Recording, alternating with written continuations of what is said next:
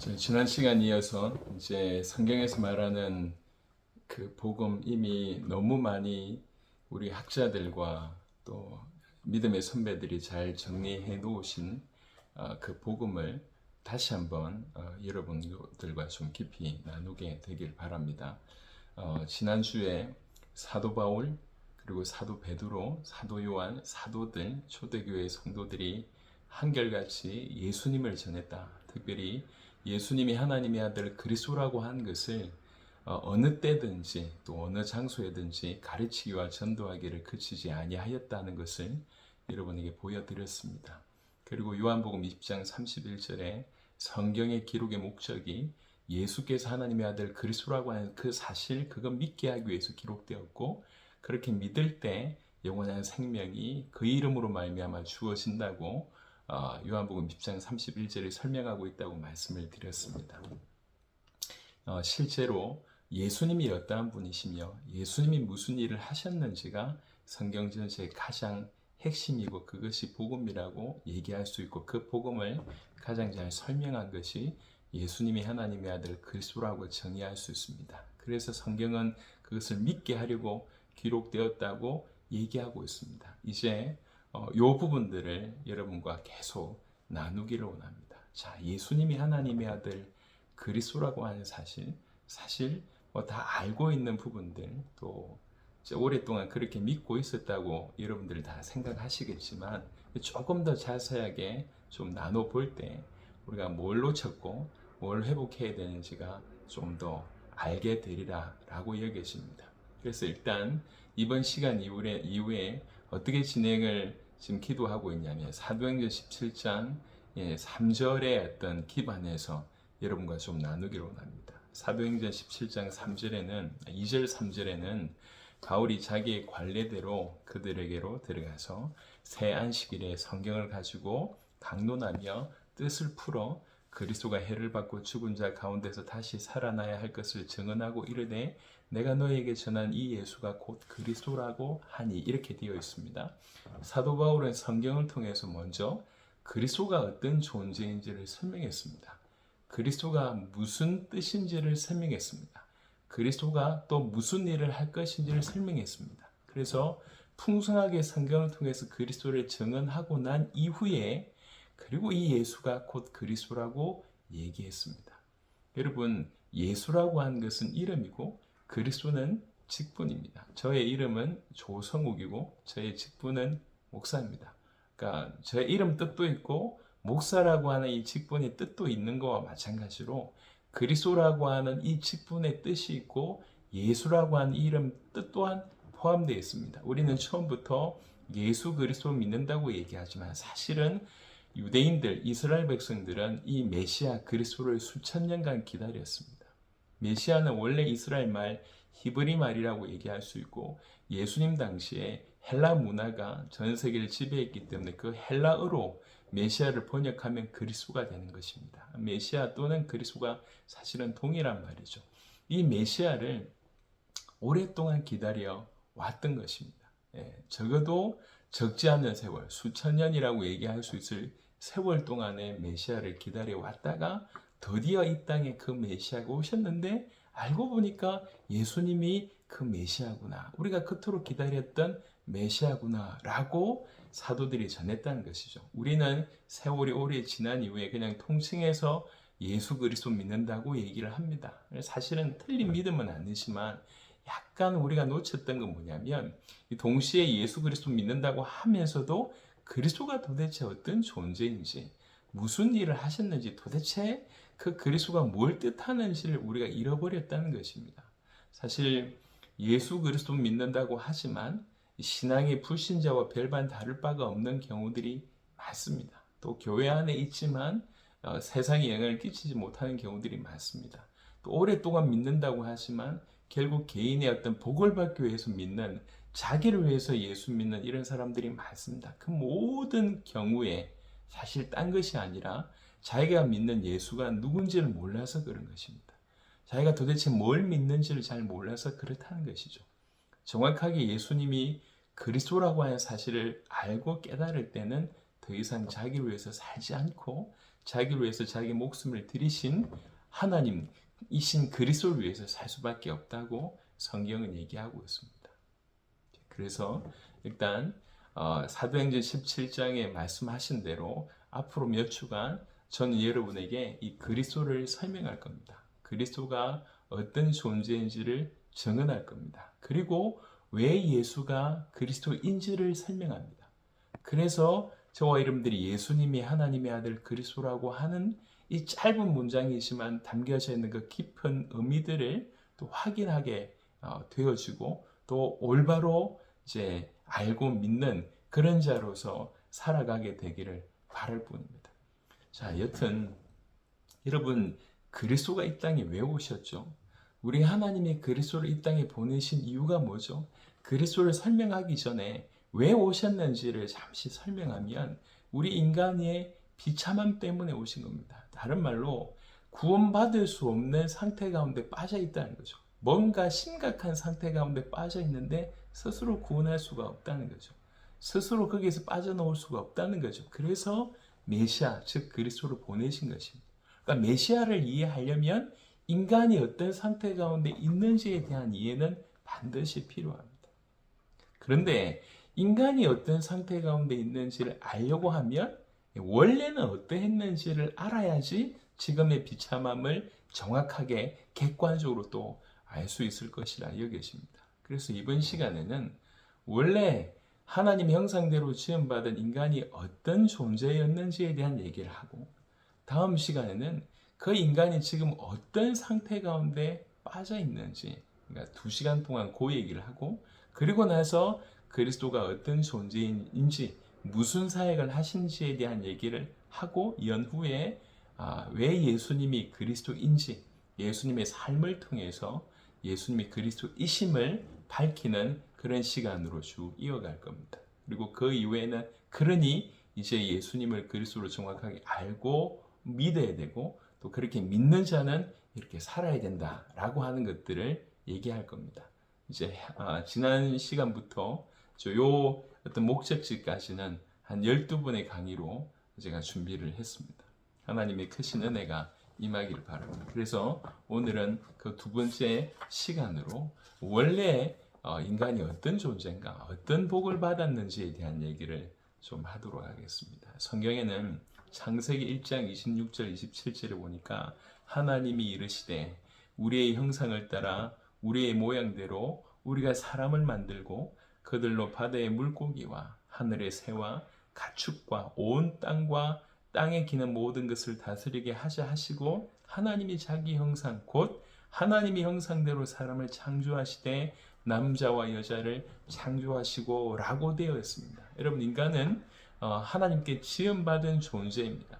하나님의 형상대로 지음을 받았다고 성경은 얘기하고 있습니다. 하나님의 형상대로 지음받았다, 하나님의 모양대로 지음받았다. 너무 엄청난 그런 축복입니다. 여러분, 우리는 저 아무것도 없는 곳에서 이렇게 저 단세포부터 시작해서 진화되어서 우리가 되었다라고 하는 말에 거부합니다. 우리는 그런 존재가 아닙니다. 그러면 우리 인생은 아무 의미가 없습니다. 원숭이가 진화가 되어서 우리 인간이 되었다, 어떻게 이걸 믿냔 말이에요. 예. 이거는 하나님을 믿는 믿음보다 더 큰 믿음입니다. 그럴 수가 없습니다. 원숭이가 인간이 되었다. 여러분, 모든 진화론자들의 주장을 자세하게 보면 뭐가 없냐면 그 중간에 연계하는 그런 존재 없습니다. 그런 화석이 없어요. 예를 들면 원숭이가 인간이 되었다고 얘기할 때 사실은 객관적으로 더 많아야 될 건 뭐냐면 원숭이가 인간이 되는 과정에 수많은 어떤 증거들이 훨씬 많아야 돼요. 그렇잖아요. 예. 그래야 되는데 이 중간 과정이 하나도 없습니다. 그러니까 단세포에서 이렇게 어류가 되고 어류가 양서류가 되고 뭐 이런 식으로 진행되는 그 모든 중간에 있는 어떤 중간을 연계할 수 있는 것은 아무것도 없습니다. 그런 화석이 존재하지 않습니다. 그냥 인간은 인간, 원숭이는 원숭이, 코끼리는 코끼리 이렇게 되어 있습니다. 여러분, 이것은 뭘 얘기하고 있냐면 하나님이 천지를 창조하셨고 우리를 창조하셨다고 하는 얘기입니다. 맞습니다. 우리는 갑자기 이렇게 진화되어서 만든 존재라고 하면 여러분 생각해 보세요. 우리 인간이 동물과 뭐가 다릅니까? 원숭이가 진화되어서 우리가 됐다고 하면 우리 생의 의미가 뭐가 다릅니까?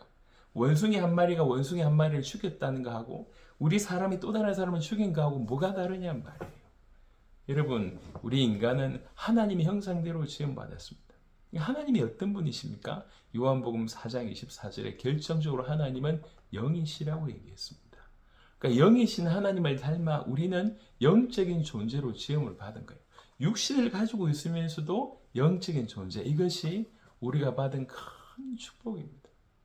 그리고 하나님 형상대로 지음을 받았다고 얘기할 때 영적인 존재일 뿐만 아니라 처음부터 왕적인 존재로 지음을 받았다는 것입니다.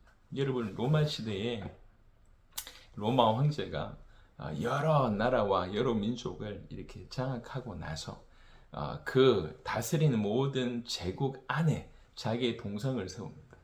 자기 동상. 자기 동상. 똑같은 모양으로 지어졌지만 생명이 없는 동상입니다. 근데 그 동상을 세운 이유는 뭐냐면 이 나라를 통치하는 황제가 바로 이 존재다라고 하는 것을 알리는 거예요. 그래서 사람들은 그 동상을 귀하게 여깁니다. 여러분, 하나님께서 하나님의 형상 닮은 자로 우리를 만드셨습니다.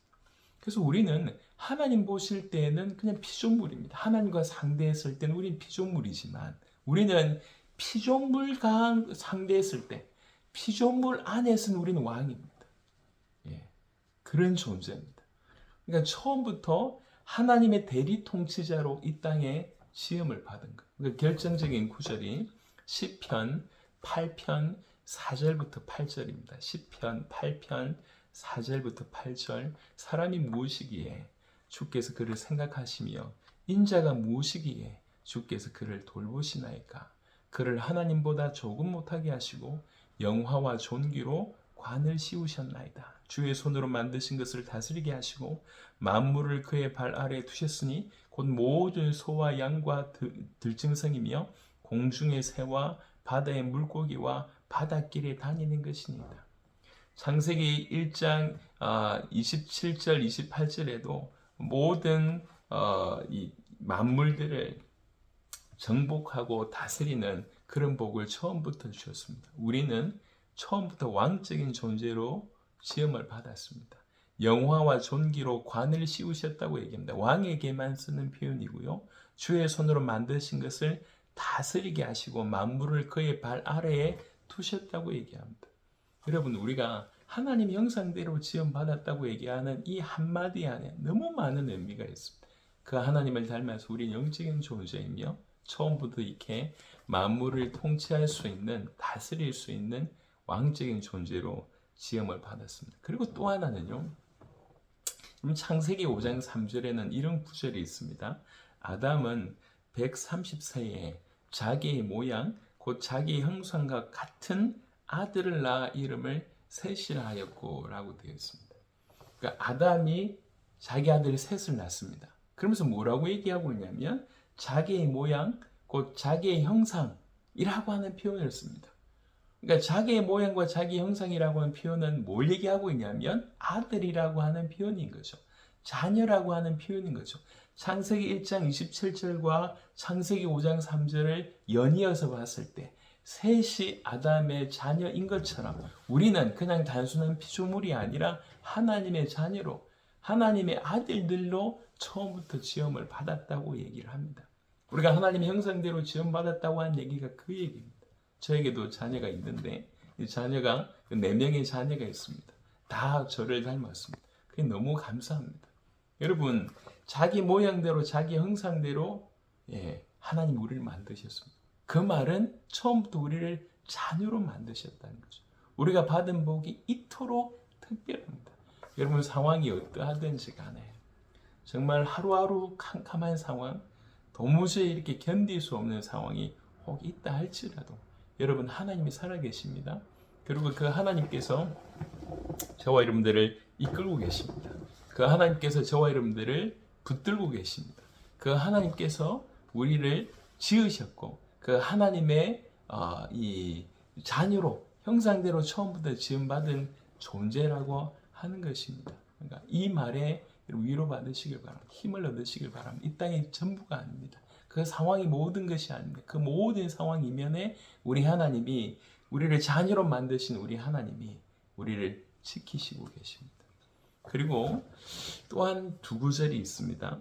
우리 하나님 형상대로 지원받은 우리는 영적인 존재고 왕적인 존재고 그리고 자녀이고 또 동시에 그 다음에 포커스가 하나 더 있는데 골로새 1장 15절에 그는 보이지 아니하는 하나님의 형상이시요 모든 피조물보다 먼저 나신 이신이 그리스도를 설명하면서 보이지 아니하는 하나님 형상이라고 표현합니다.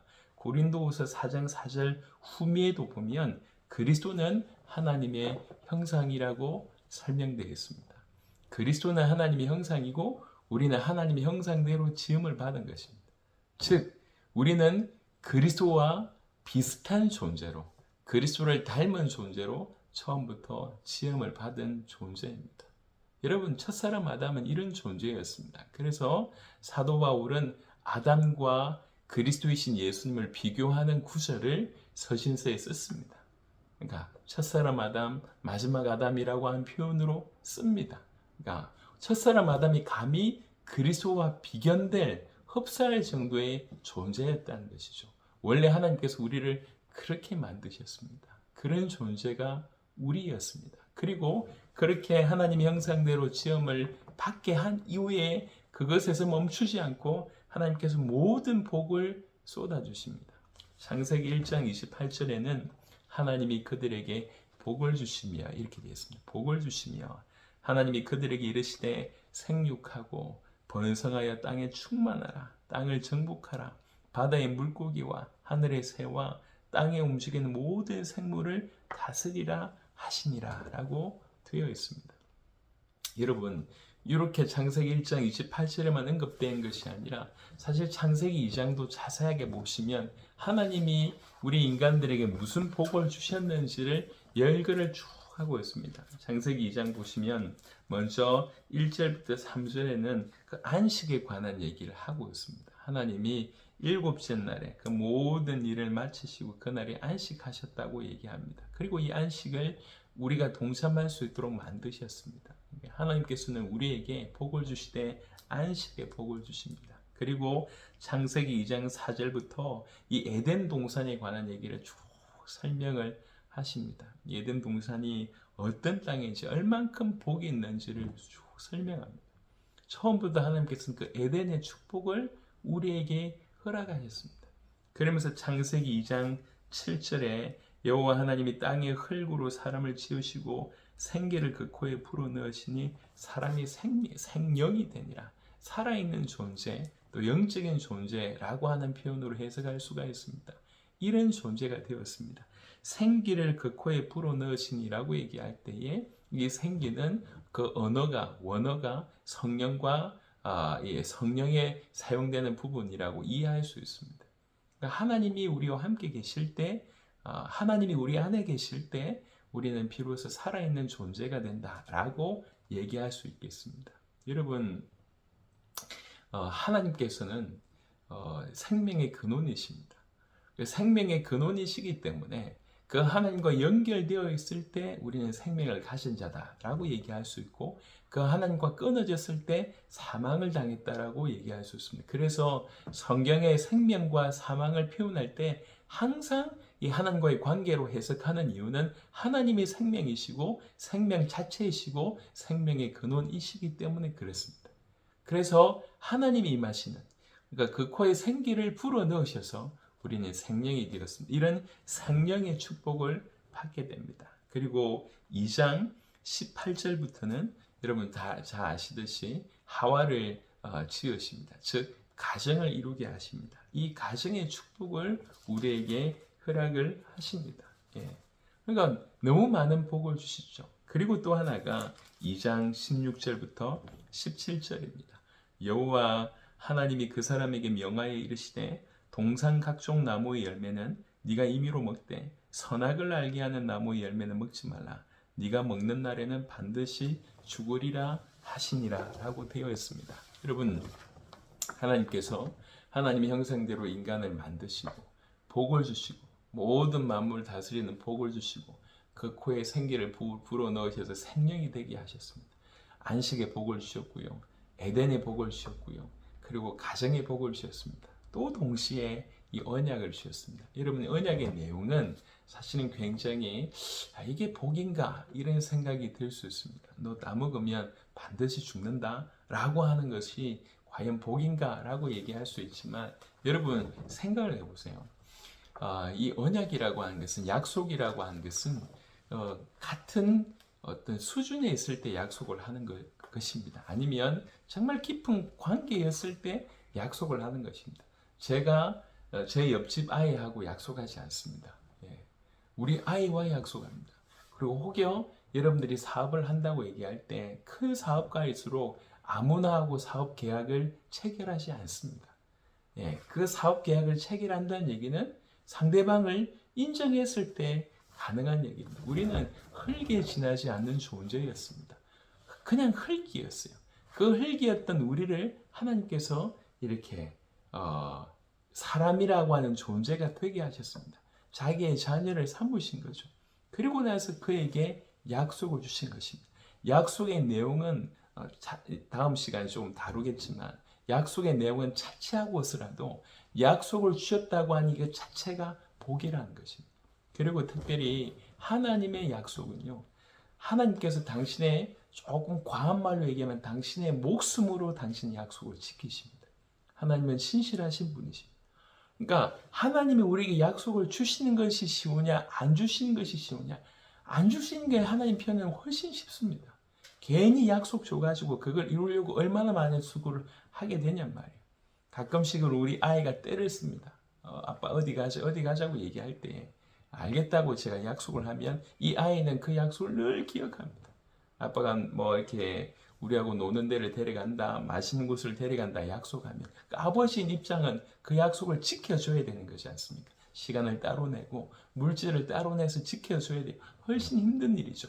마찬가지입니다. 성경에도 하나님의 언약은, 하나님이 당신이 목숨으로 지키시는 것이 이 언약입니다. 그런 언약을 주신다. 이것 자체가 큰 복이라고 하는 것입니다. 여러분, 오늘 우리가 이제 그리스도를 설명하기 위해서 그리스도가 이 땅에 오셔야 될 이유는 인간의 비참함 때문이다라고 얘기를 합니다. 도대체 인간이 얼마나 비참한지를 알려고 하면 원래 어떻게 지음받았는지를 알아야지 명확하게 객관적으로 인간의 비참함을 이해할 수 있기 때문에 원래 인간이 어떤 존재로 지음받았는지를 오늘 얘기했습니다.